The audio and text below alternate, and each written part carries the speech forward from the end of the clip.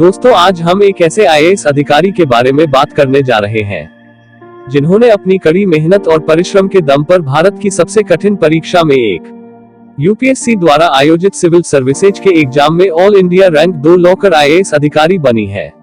इन्होंने इस एग्जाम में सफलता के लिए जो संघर्ष किया, ये इनके बारे में जानते हैं।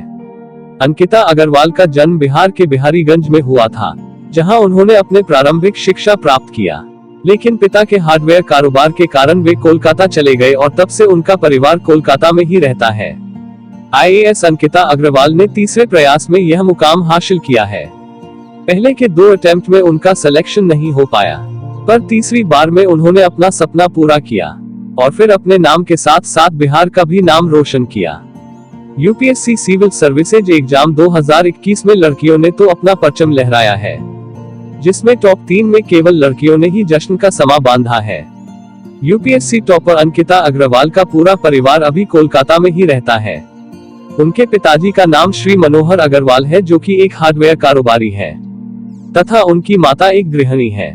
आईएएस अंकिता अग्रवाल ने अपनी प्रारंभिक शिक्षा बिहार के बिहारीगंज कोलकाता से प्राप्त की और दिल्ली से उन्होंने स्नातक संत स्टीफन कॉलेज से इकोनॉमिक्स में किया है।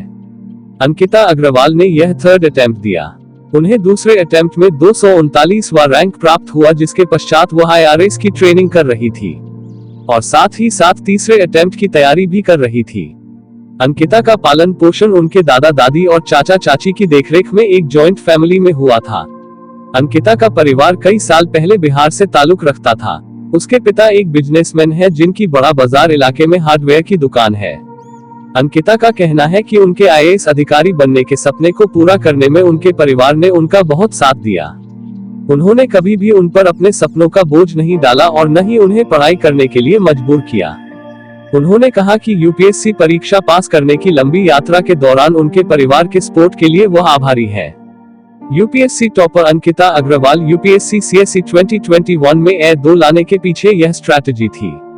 उनका कहना है कि यदि आप यूपीएससी की तैयारी कर रहे हैं तो सबसे पहले आपको यह क्लियर होना चाहिए कि आपको यूपीएससी सीएसई देने के पीछे क्या मोटिवेशन है। सबसे पहले यह क्लियर होना चाहिए। फिर उन्होंने कहा कि तैयारी शुरू करने से पहले आपके पास एक प्रॉपर प्लान होना चाहिए, ताकि आप उस प्लान रूटीन को आप 3 से 4 वर्षों तक फॉलो कर सके।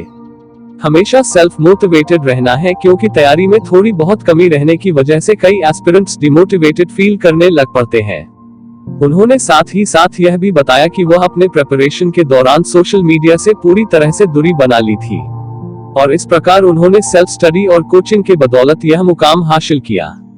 तो दोस्तों, यह थी अंकिता के सफलता की कहानी, जिन्होंने अपने कड़ी मेहनत, परिश्रम तथा अपने ऊपर विश्वास के दम पर भारत की सबसे कठिन माने जाने वाली परीक्षा में दूसरी रैंक लाकर यह साबित कर दिया कि सफलता मेहनत, विश्वास और धैर्य के दम पर ही पाई जा सकती है।